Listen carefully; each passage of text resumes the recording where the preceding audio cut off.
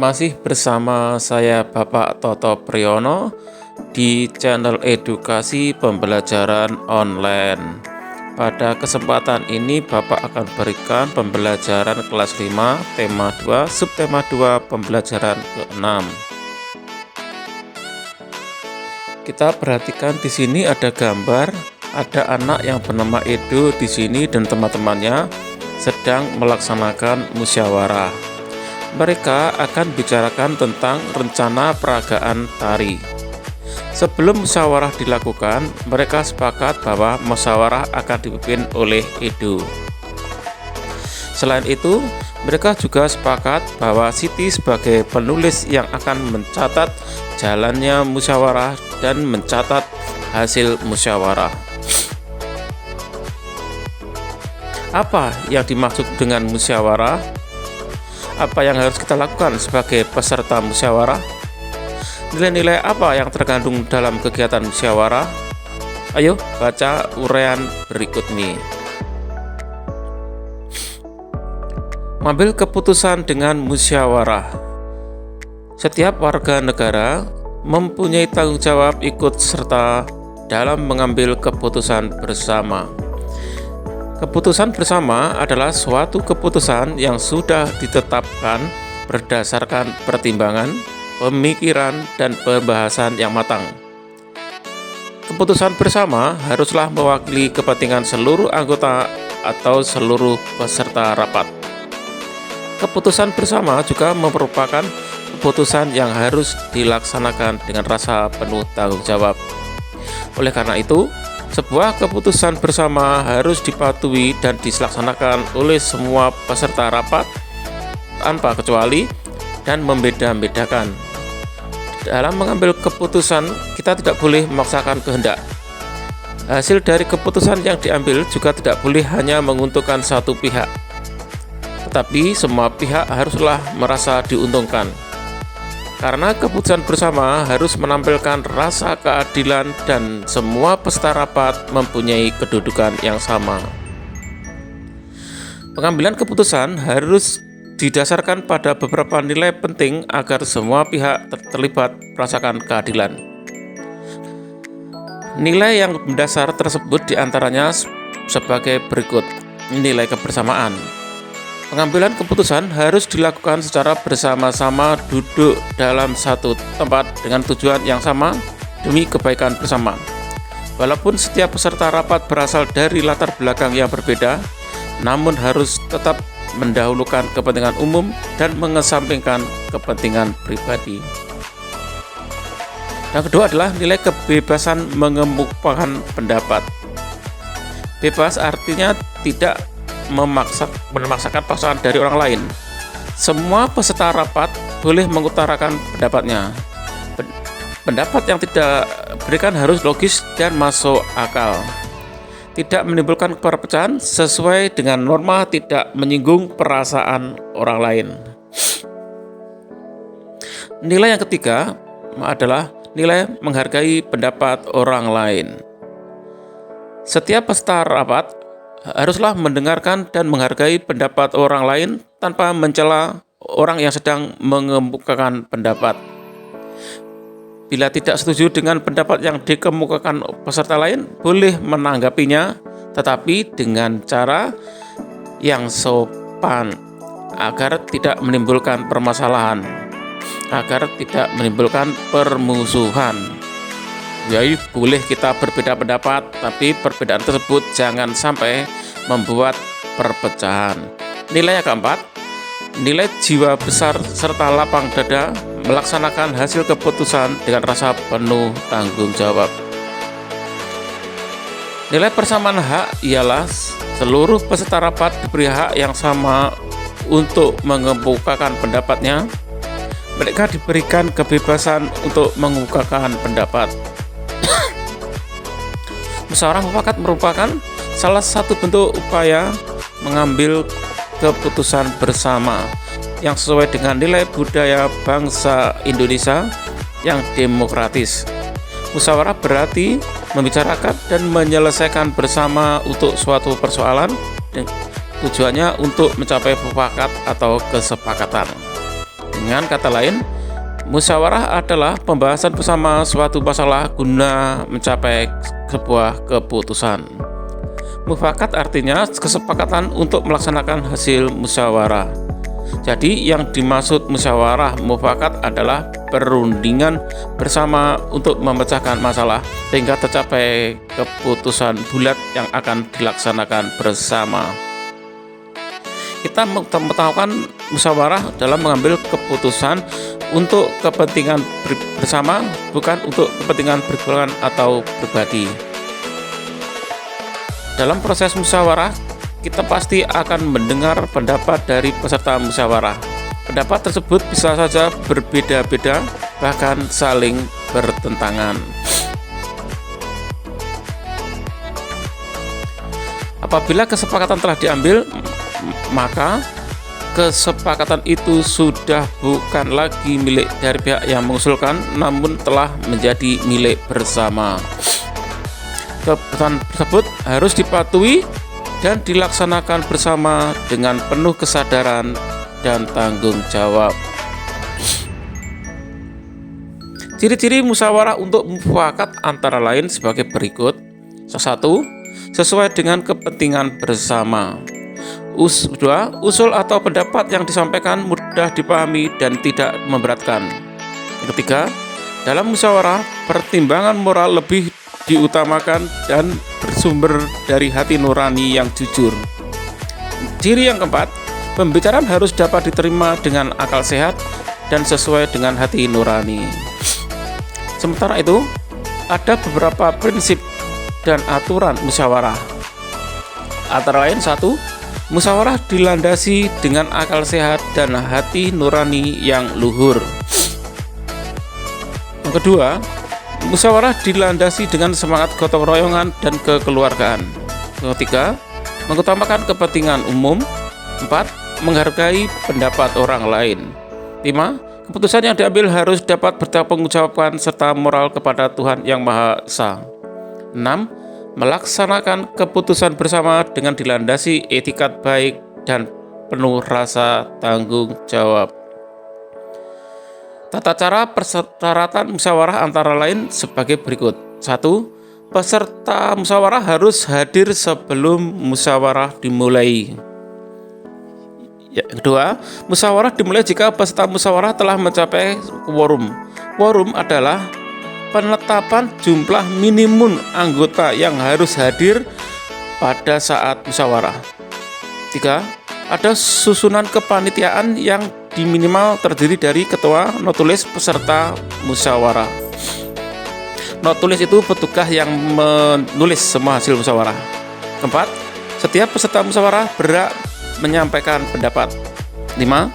Setiap peserta musyawarah harus menghargai pendapat orang lain.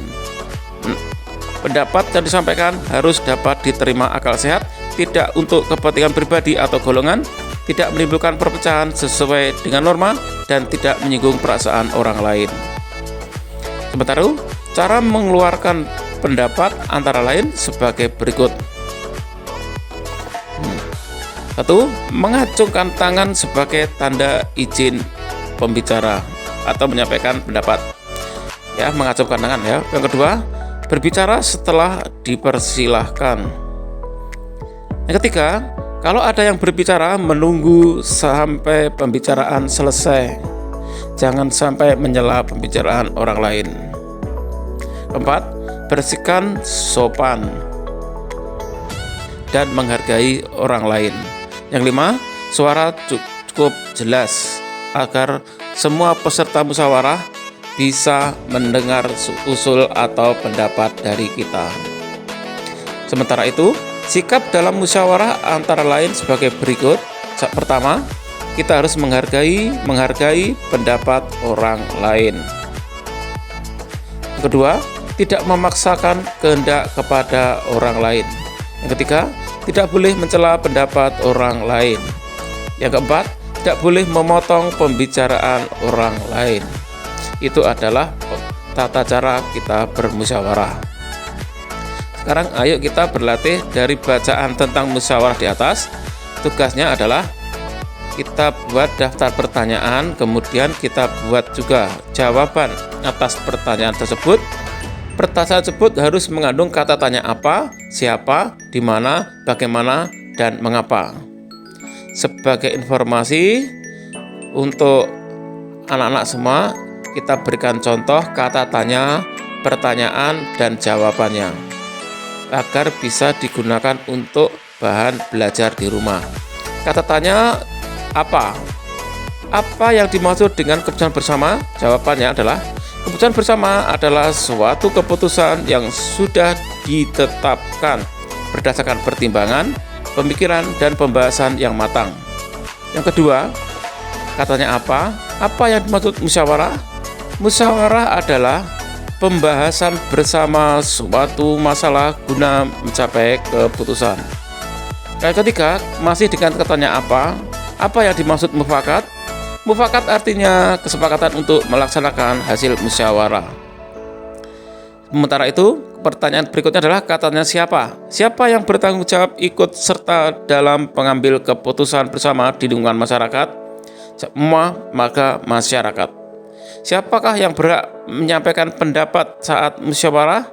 Semua peserta musyawarah berhak untuk menyampaikan pendapatnya, tapi dengan cara yang baik dan benar sesuai dengan tata cara musyawarah.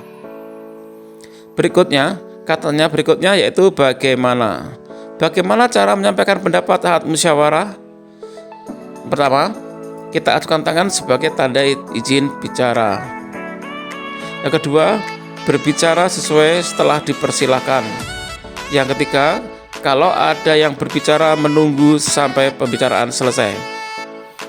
4. Bersikap sopan, menghargai orang lain. Yang kelima, suara harus cukup jelas agar bisa dengar oleh semua peserta rapat.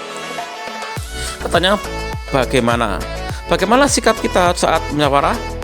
Jawabannya adalah 1. Menghargai pendapat orang lain, tidak memaksakan kehendak kepada orang lain, tidak boleh mencela pendapat orang lain, tidak boleh memotong pembicaraan orang lain. Sementara katanya berikutnya adalah mengapa. Mengapa kita harus musyawarah untuk menyelesaikan masalah? Karena dengan musyawarah bisa di sini merupakan perundingan bersama untuk memecahkan masalah sehingga tercapai keputusan bulat yang akan dilaksanakan bersama, sehingga masalah tersebut akan terpecahkan. Oke, sekarang pertanyaan sudah kita jawab, kemudian jawabannya sudah. Di sini sebelum melaksanakan peragaan karya tari, ada beberapa hal yang harus kita persiapan. Tujuan persiapan yaitu agar peragaan karya tari berhasil dengan baik dan pantas untuk ditampilkan di depan orang lain. Persiapan yang dilakukan sebagai berikut agar tampilan tari tersebut layak untuk ditonton di depan umum. Yang pertama, menentukan bentuk karya tari. Yang kedua, memilih karya tari. Yang ketiga, menentukan jumlah penari. Yang keempat, memilih properti tari. Yang kelima, menentukan iringan tari. Dan yang keenam adalah memilih busana tari. Ini adalah 6 persiapan yang harus dilakukan sebelum kita melakukan peragaan karya tari di depan orang lain. Kita akan bahas satu persatu di sini. Ke-6 tersebut dimulai dari pertama, yaitu menentukan bentuk karya tari. Di sini bentuk karya tari ada bermacam-macam. Ada bentuk tari tunggal, bentuk tari berpasangan, dan bentuk tari kelompok. Tinggal dipilih bentuk apa, tunggal, berpasangan, atau kelompok. Nah, bentuk karya tari perlu kita tentukan sebelum diperagakan di depan umum karena berkaitan dengan unsur-unsur yang lain. Kemudian yang kedua, kita memilih karya tari. Pemilihan karya tari harus disesuaikan dengan bentuk tari. Sebagai contoh, jika bentuk tari yang dipilih tari berpasangan, pilihlah karya tari yang berpasangan. Jika yang dipilih adalah karya tari perseorang, maka yang dipilih tari perseorangan. Yang ketiga adalah menentukan jumlah penari. Jumlah penari disesuaikan dengan bentuk karya tari yang dipilih.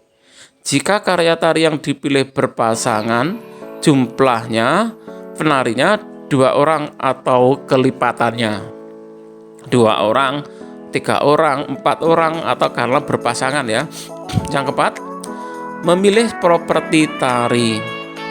Ingat, pada video sebelumnya, pada pembelajaran sebelumnya, kita sudah pernah membahas masalah properti tari.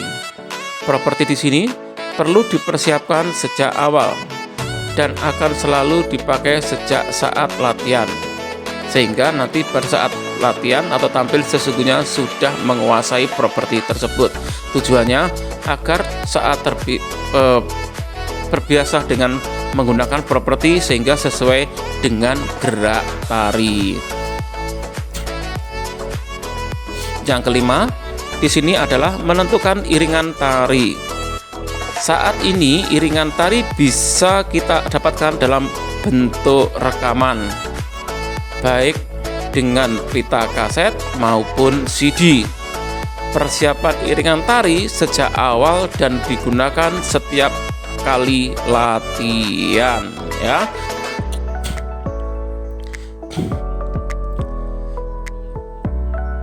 Sehingga bisa benar-benar sesuai dengan kenyataan saat kita tampil. Yang keenam, memilih busana tari.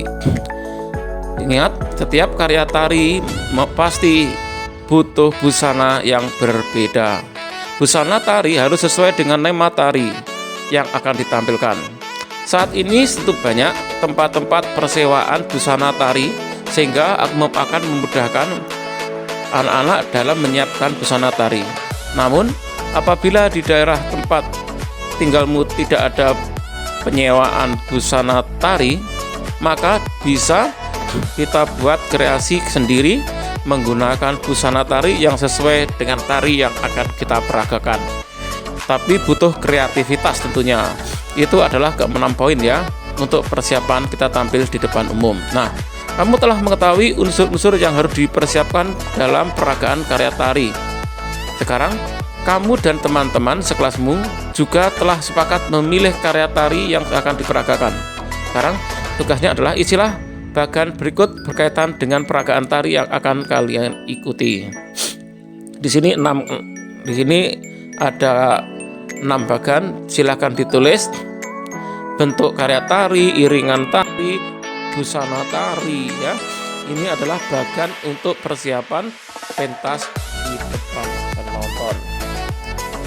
Semoga video ini bisa bermanfaat. Tari, properti, jumlah penari bagi